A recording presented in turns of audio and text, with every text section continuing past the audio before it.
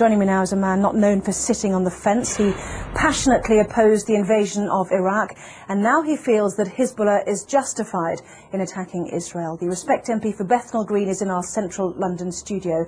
A very good evening, good morning rather, to you, Mr. Galloway. How do you justify your support for Hezbollah and its leader, Sheikh Hassan Nasrallah? A preposterous way to introduce an item, and what a preposterous first question. 24 years ago, on the day my daughter was born, and I've just celebrated her 24th birthday, I had to dash to the maternity hospital to see her given birth from a mass demonstration in London against the Israeli invasion and occupation of Lebanon. Israel has been invading and occupying Lebanon all of my 24-year-old daughter's life. The Hezbollah are a part of the Lebanese national resistance who are trying to drive, having successfully driven most Israelis from their land in 2000, Israel from the rest of their land, and to get back those thousands of Lebanese prisoners who were kidnapped by Israel under the terms of their illegal occupation of Lebanon. It's Israel that's invading Lebanon, it's Israel that's attacking Lebanon, not Lebanon that's attacking Israel. You've just been carrying a report of 10 Israeli soldiers on the border getting ready to invade Lebanon, and you ask us to mourn that operation as if it were some kind of war crime. Israel is invading Lebanon and has killed 30 times more Lebanese civilians than have died in Israel. So it's you who should be justifying the evident bias which is written on every line on your face and is in every nuance of your voice and is loaded in every question that you ask. Right. You put your finger on the button, though, didn't you, when you said that Hezbollah was set up back in the 1980s in order to remove every Israeli soldier from Lebanese soil. As you said, it achieved that in 2000. No, it didn't. This is a setback. No, it didn't. It didn't. This is a key point that you're concealing from your viewers.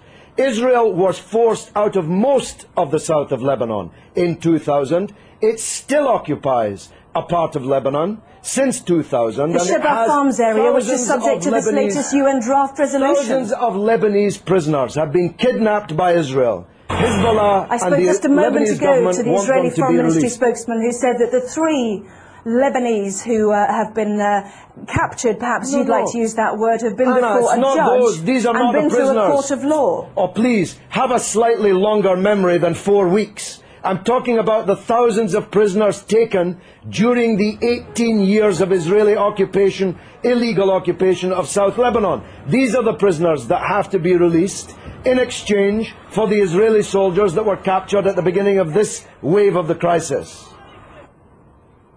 Can I ask you about a report that's in today's Sunday Telegraph, which showed that Iran has given Hezbollah long-range missiles capable of targeting any part of Israel. Iran, according to this Iranian MP who helped found Hezbollah, has also said that Iran has given the authorization to target Tel Aviv. Can you blame Israel for wanting to destroy those missiles? But this is preposterous. America has given Israel missiles that can target not just every city in Lebanon, but every city in the Arab and Muslim world, including Iran. Why should America be allowed to give long-range missiles to Israel, including hundreds of nuclear missiles, but Iran is not allowed to give missiles? Because it's given it to a terrorist organisation. But they're not a terrorist organisation. Only in the mind of Rupert Murdoch's Sky and the Times and the Sun and the News of the World. I'm going to stop you there, Mr. Galloway. Prescribed terrorist organisations. One man's terrorist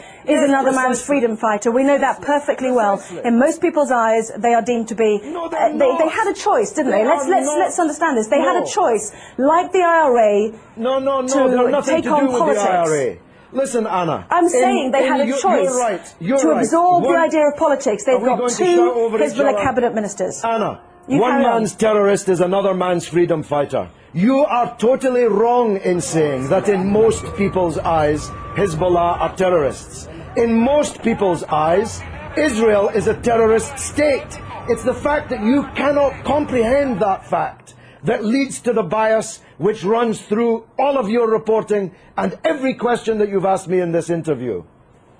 Can I ask you one question? I was relating to the IRA and Sinn Féin. They have decided to embrace politics. Hezbollah had the chance to embrace politics. They've already got two cabinet ministers. They're well respected in the south. In politics. They are. That's what I'm saying. Of the south if you of listen to Lebanon. me, I'm saying they've got two cabinet ministers already. They had a chance to do that. Why did they need to capture and kill Israeli soldiers on the border? Surely that sets back their ambitions to be a political force inside a democratic Lebanon. Look, because Israel occupies their country and holds thousands of their compatriots as kidnapped hostages in their dungeons. It's really very simple, except if you think only in a clock that goes back 4 weeks.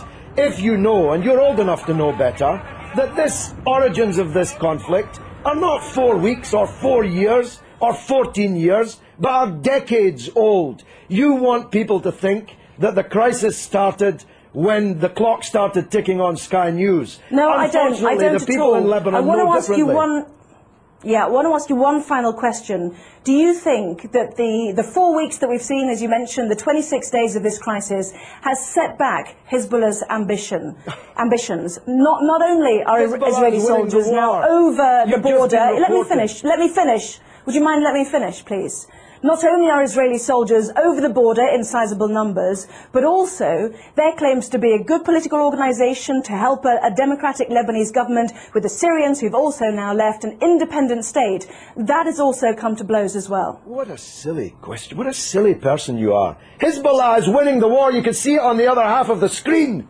Hezbollah is more popular today. That was not my question. Hezbollah is more popular today in Lebanon, amongst Christians, amongst Sunnis, amongst Shiites, amongst all Arabs, amongst all Muslims, than it has ever been. It's Israel who's lost the war, and Bush and Blair, for politically organising the war, who've lost politically. This is a defeat for Bush and Blair and Israel. Everybody but you can see it. Let me separate out that question then. Is it a setback, given that Hezbollah was set up in order to get Israeli soldiers off Lebanese soil, that there are now more Israeli soldiers on Lebanese soil than there were 26 days ago? Well, they seem to be getting a bloody good hiding on the other half of the screen that I'm watching. Maybe you can't see it, but I'm watching them getting a bloody good hiding in the war. So if that's a success, I'm not sure what a failure would look like. The reality is that this conflict will go on. The United Nations resolution solves nothing, gives Lebanon nothing, gives the prisoners in Israeli dungeons nothing, and as Anne Clewid, my erstwhile colleague, was just saying, Israel has just kidnapped even more Palestinian politicians, cabinet ministers, members of parliament, and thousands of others held in Israeli dungeons, and this war will continue until the overall settlement is reached. That settlement must mean Israeli withdrawal from all occupied territory that it currently holds since the war in 1967, the release of all political prisoners, and a state for the Palestinians with East Jerusalem as its capital. No justice, no peace. You're not going out of business as a newscaster in Jerusalem anytime soon, believe me. Well, as usual, you have prompted a huge email response, both for and against you, Mr. Galloway, so we'll leave it there. I have to say that some people might find it offensive when more families are mourning their dead to hear you say that it was a bloody good hiding. So you don't give a damn. You don't even know about the Palestinian families. You don't even know that they exist. Tell me the name of one member of the 7 members of the same family slaughtered on the beach in Gaza by an Israeli warship. You don't even know their name, but you know the name of every Israeli soldier who's been taken prisoner in this conflict, because you believe, whether you know it or not, that Israeli blood is more valuable than the blood of Lebanese or Palestinians. That's the truth, and the discerning of your viewers already know it.